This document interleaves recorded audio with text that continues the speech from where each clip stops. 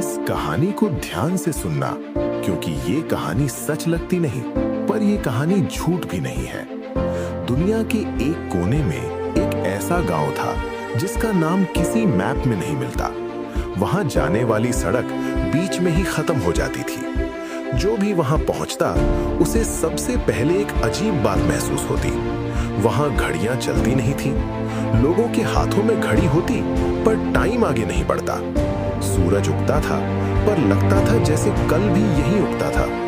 उस गांव के लोग हंसते थे, बात करते थे, पर उनकी आंखों में थकान थी, जैसे वो बहुत देर से किसी चीज का इंतजार कर रहे हो। एक दिन शहर से एक आदमी वहां पहुंचा।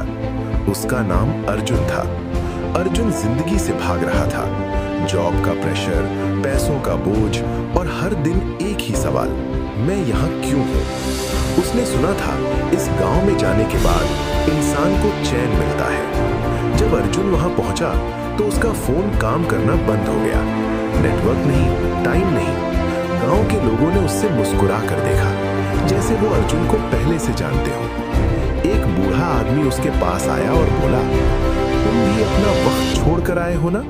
अर्जुन घबरा गया। उसने पूछा, मतलब? बूढ़े ने आसमान की तरफ देखा और बोला, यहाँ आने वाले लोग वक्त से थक चुके होते हैं। अर्जुन ने देखा गांव में कोई जल्दी में नहीं था। न कोई भाग रहा था, न कोई लेट हो रहा था। सब कुछ शांत था। रात हुई, अर्जुन सो गया। सुबह जब आंख खुली तो उसे लगा जैसे रात कभी गुजरी ही नहीं। वही आवाज, वही हवा, वही एहसास। 3 दिन बीत गए, या शायद 3 दिन भी नहीं।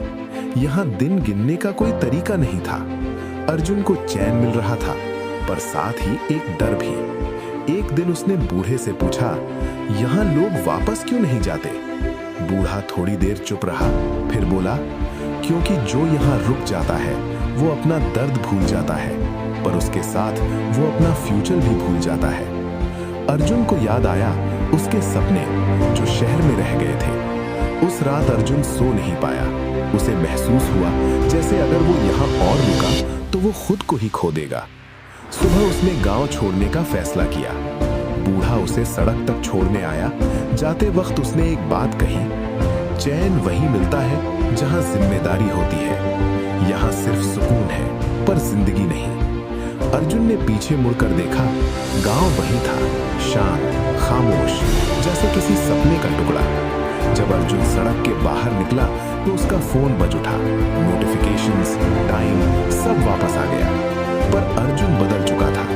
उसने भागना बंद कर दिया और पहली बार उसने वक्त के साथ चलना सीख लिया। शायद वो गांव आज भी कहीं है, उन लोगों के लिए जो जिंदगी से भाग रहे हैं, पर जो वहां से वापस आ जाते हैं, वही लोग सच में जीना सीख जाते हैं।